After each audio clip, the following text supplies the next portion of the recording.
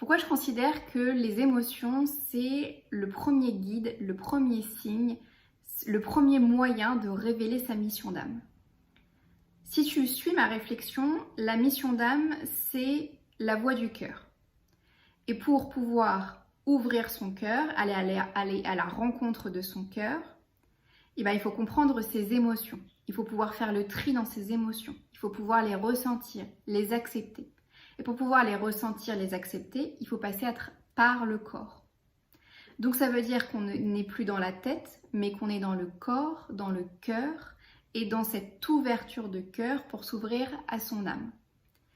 Donc ça veut dire qu'effectivement, les émotions nous permettent pas directement de révéler notre âme, mais les émotions nous permettent indirectement d'enlever ce qui est faux, ce qui ne nous appartient plus, dès qu'on n'est plus en joie, dès qu'on est d'enlever, mais aussi de transformer.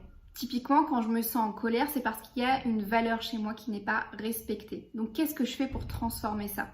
Je prends en compte la colère, je ne l'enlève pas, mais je la prends en compte, je la transforme en me disant, ok, je sens que cette valeur n'est pas respectée, qu'est-ce que je décide de mettre en place grâce à mon corps mental et à mon corps physique? Qu'est-ce que je décide quelle est l'étape que je mets en place? Qu'est-ce que je décide de dire, de faire pour pouvoir me ressentir de nouveau alignée? Donc ça veut dire que quand je suis en joie, que quand je sens que je respire, que quand mes neurones s'allument, que je parle beaucoup plus vite, que je me sens animée par ce que je dis, que je dégage une espèce de luminosité, là je suis connectée à mon âme. Là je peux révéler ma mission d'âme. Donc qu'est-ce que chez toi, quels sont ces moments chez toi où tu sens que tu es dans cette espèce d'animation, tu es dans cette espèce d'énergie plus, dans cette espèce de vibration où tu sens qu'en fait à l'intérieur de toi ça fait comme, ça coule de source, ça parle tout seul, ça s'anime tout seul, c'est naturel. Ça peut aussi se situer dans les tripes, dans le ventre. Du moment que tu sens que dans ton corps il y a quelque chose qui s'allume, qui s'anime. Et si tu sens qu'en ce moment, ces signaux d'énergie, de luminosité, tu n'arrives pas à les observer, tu n'arrives pas à les voir, tu n'arrives pas à les entendre chez toi, c'est qu'il y a encore un travail à faire au niveau du tri, de qu'est-ce que je laisse, qu'est-ce que je transforme, pour laisser de plus en plus place à cette énergie profonde, à cette luminosité qui est déjà en toi. C'est-à-dire qu'il y a une énergie qui est déjà présente, cette âme qui est déjà présente en toi, mais il y a comme les expériences passées de ta vie qui sont venues mettre des couches sur cette âme-là et que tu es dans ce moment où tu es en train d'enlever les couches. Et au fur et à mesure, tu vas sentir qu'il y a quelque chose qui revient, qui s'anime. Et donc, si tu es à ce moment-là, ça veut dire qu'il y a encore tout le travail des anciens modules à approfondir, à venir explorer, à venir écrire. Ça peut être accompagné aussi si tu ressens le besoin. Quand tu es animé aussi comme ça, il y a comme des mots qui ressemblent à vraiment, réellement, je me sens sincère, je me sens honnête dans ce que je suis en train de te dire, je me sens alignée. Il y a aussi le mot profondément. Il y a comme quelque chose où on sent que ça vient d'une espèce de profondeur qui est à l'intérieur de nous et qu'on pourrait en parler mille et mille ans, tellement ça résonne en nous, tellement ça vibre en nous, tellement ça transpire de l'intérieur, quoi. Et en même temps que ces émotions de joie, d'animation, d'épanouissement et de révélation de cette mission d'âme, il y a l'aspect aussi où quand je commence à visualiser le projet. C'est-à-dire que comme on s'est connecté à notre corps, à notre cœur, à nos émotions, qu'on s'est ouvert à cette âme, à cette lumière qui existe en nous, et comme je t'expliquais dans les premières vidéos de ce module, on va pouvoir venir actionner la luminosité, l'aspect positif de notre intellectuel, de notre mental, de notre ego. Et donc, on va pouvoir visualiser clairement notre projet. on va pouvoir savoir quelles sont les étapes, le plan d'action qui va me permettre de mettre en place concrètement ce que j'imagine, ce qui m'anime et ce qui fait de moi cette mission d'âme. Vous savez, c'est ces moments où on a comme une idée, comme un flash, comme un déclic. Et parfois, c'est même pas... c'est pas forcément sous le coup de quelques secondes, hein, ça peut être genre pendant plusieurs jours, on pense à ce truc-là qui nous anime et qui revient dans ces moments de silence où on est tout seul et on n'est plus en espèce d'activité extérieure mais qu'on est de nouveau avec soi. Et puis il y a ce truc-là qui revient à chaque fois en espèce d'arrière-plan et on commence à se visualiser, on se voit faire, on se dit ah, tiens je pourrais faire ça, je pourrais faire ci, je pourrais peut-être rencontrer telle ou telle personne, et puis il faudrait peut-être que je lise tel livre là sur ce sujet, et puis peut-être que ce qui pourrait m'empêcher de mettre en place cette action, ça pourrait être ça, alors comment je pourrais me débrouiller pour faire ça.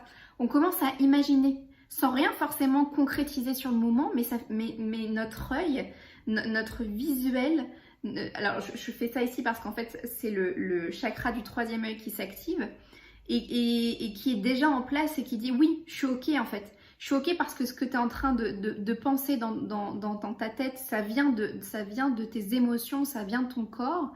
Et donc je suis ok avec ce qui est en train de se passer. Donc je te fais visualiser et je te fais imaginer comment tu peux mettre ça concrètement en place. Parce que tout ça est aligné. C'est un axe qui commence à être clairement ok, droit, etc. Et c'est pour ça que tout le travail en préambule, c'est comme une espèce de préparation à la révélation de ta mission d'âme. Et donc, si tu vois que tu commences à un moment donné, avoir quelque chose qui tourne en arrière-plan, quelque chose qui revient souvent, une idée, et que tu commences à visualiser, etc., ce projet, que tu commences à utiliser des mots comme profondément, honnêtement, véritablement, sincèrement, que dès que ce projet en arrière-plan revient, que ça t'allume, que tu sens que naturellement tu y penses, que naturellement tu as envie de mettre des choses en place, que ça bouge dans ton corps, qu'il y a du mouvement, c'est que tu es à la bonne place. C'est clairement que tu es à la bonne place. Et ce qui peut nous faire douter, ce qui peut nous faire se méfier de ce qu'on peut ressentir de son cœur, c'est déjà le fait que notre société ne nous apprend pas à faire confiance à notre cœur. On nous dit faites confiance à votre mental, à votre cerveau, à votre intellect, parce qu'en plus à l'école primaire on ne vous apprend qu'à faire fonctionner ça.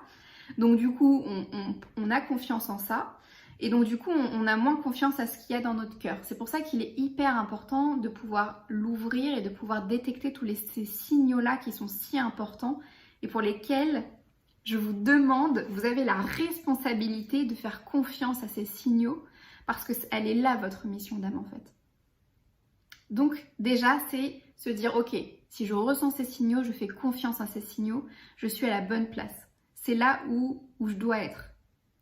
Ensuite, on peut se méfier, douter, avoir peur de ce que notre cœur nous dit parce qu'on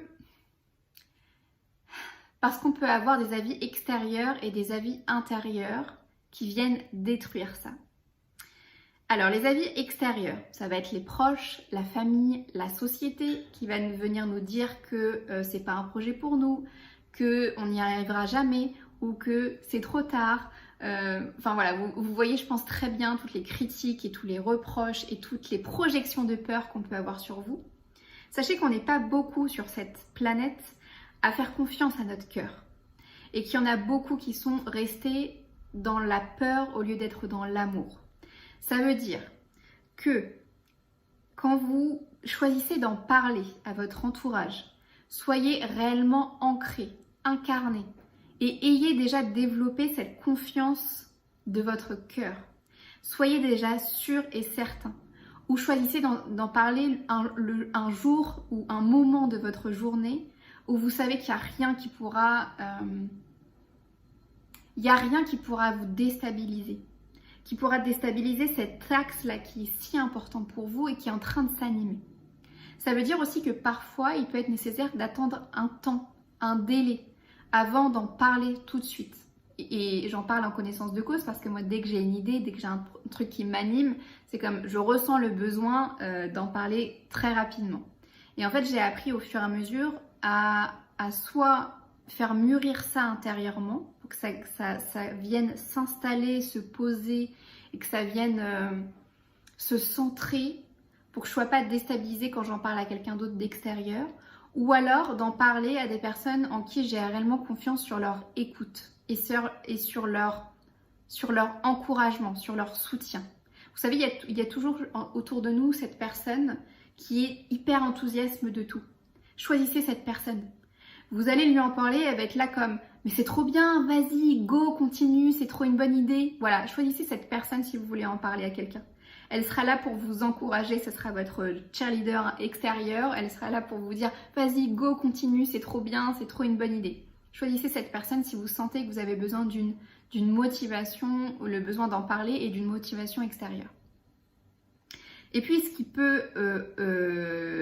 l'autre voie qui peut nous empêcher d'aller vers cette mission d'âme et d'être vraiment à l'écoute de nos émotions et de notre corps et de notre cœur, eh bien, c'est la voix intérieure, cette petite voix qui est dans la tête, qui est la voix de l'ego, donc qui est l'aspect ombre de l'ego, l'aspect désagréable de l'ego. Ça va être notre critique intérieure. Ça va être cette voix qui va vous dire « tu n'es pas assez ». Tu n'es pas assez bon, ce n'est pas assez bien, ce n'est pas assez parfait, tu ne peux pas prétendre à, tu ne mérites pas ça, tu ne peux pas faire ça tout simplement, ce n'est pas possible. Pour qui tu te prends voyons, qui es-tu vraiment pour dire je vais parler par exemple pour moi, j'ai eu cette voix qui me disait mais qui es-tu vraiment à ton petit âge là pour parler de l'authenticité? Tu n'as vécu que quelques années et tu vas aller parler à des personnes qui ont 50, 60, 70 ans, voire plus, de c'est quoi l'authenticité, comment on fait pour venir la chercher et comment on fait pour la révéler et se sentir pleinement OK avec cette authenticité intérieure. J'ai cette voix, sauf que j'ai décidé de ne pas l'écouter. J'ai décidé Non, c'est pas vrai. C'est pas que j'ai pas décidé de l'écouter, c'est que je l'écoute. Je l'écoute parce que je me dis, ok, en quoi tu as besoin d'être rassurée? Qu'est-ce qui fait que tu as besoin pour te sentir légitime dedans? Qu'est-ce qui fait que tu as besoin d'être rassurée? Qu'est-ce qui fait que tu viens te manifester maintenant? Parce qu'elle vient souvent. Et souvent, en fait, je viens lui dire, écoute, en fait, il y a quelque chose sur lequel moi je crois profondément. Et si c'est pas moi qui viens m'aider profondément à l'intérieur avec une autre voix qui vient du cœur, c'est des voix extérieures. Les personnes que j'accompagne tous les jours, qui me font des retours de fou. Une vidéo YouTube qui vient parler du cœur, des émotions, de l'authenticité, qui vient réanimer mon cœur. Une expérience, une activité du corps physique qui vient me mettre en mouvement, qui vient me rappeler que j'ai un corps, que j'ai des émotions. Tout ça, ça m'aide à donner de plus en plus de place à mon cœur et à réhabiliter mon âme et que ce ne soit pas que mon ego qui soit toujours en première place. Parce que c'est ce qui se passe dans nos sociétés, c'est l'ego est en mode plus, on reste dans notre intellect, dans notre mental, dans notre pensée, dans notre critique, dans notre jugement, que ce soit à l'intérieur de nous ou à l'extérieur de nous. Et le tout est de venir révéler ce cœur, ce corps, cette âme, pour qu'en fait ça fasse plus comme ça, mais comme ok, on vient réhabiliter l'âme et on vient les ajuster pour que tous les deux puissent travailler dans un même sens, dans le même axe que j'ai décidé intérieurement. Donc c'est pour ça que tous les exercices, les pratiques, les solutions que je mets en avant dans les modules précédents vous aident en fait à rester dans les émotions, dans le corps, dans le cœur, pour revenir réhabiliter cet équilibre qui est si important. Un exercice qui peut être vraiment, vraiment top à faire.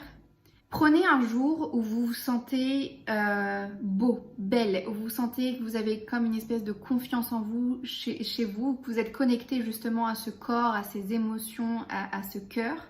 Et si vous ne l'êtes pas encore totalement au niveau que vous le souhaiteriez, faites les activités qui vous aident en fait à y aller.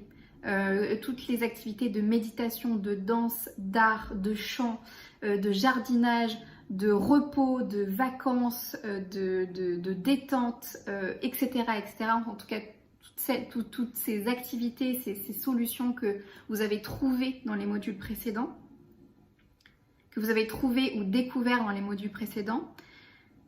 Choisissez les activités pour venir, en tout cas, réveiller ce corps, réhabiliter ce cœur. Une fois que vous y êtes, écoutez-le et demandez qu'est-ce qu'il veut, qu'est-ce qu'il est toujours en train de vous dire, qu'est-ce qu'il veut pour cette vie, c'est quoi son plus grand désir, c'est quoi, si demain vous mouriez, qu'est-ce que cette âme voudrait absolument faire passer comme message sur cette terre. Ça serait quoi ce truc qu'elle veut absolument, absolument, absolument partager? Parce que ça serait comme si tu meurs demain, mais ça c'est un truc, si tu n'as pas eu le temps de dire ces mots, si tu n'as pas eu le temps de montrer ça aux gens, ou de faire entendre ça aux gens, mais c'est comme tu as raté ta vie. Quel est ce message que l'âme veut venir absolument partager? Et une fois que vous êtes là-dedans, comment vous le mettez en place? Et restez dans votre cœur, allez-y, allez-y. Dès que vous entendez cette petite voix de l'ego, là, ce critiquer intérieur, revenez dans votre cœur. S'il faut, faites des pauses, retournez danser, retournez jardiner, retournez vous reposer, retournez méditer, retournez vous relaxer, retournez dessiner, retournez faire cette activité qui vous permet de revenir dans votre cœur et continuer. Qu'est-ce que tu veux? Qu'est-ce que tu veux, mon âme? Comment on met ça en place? Comment on décide d'être nous-mêmes, d'être véritablement nous-mêmes? Et peut-être que la mise en place prendra du temps, mais prendre ce moment-là pour vous, c'est décisif. C'est vraiment réellement décisif.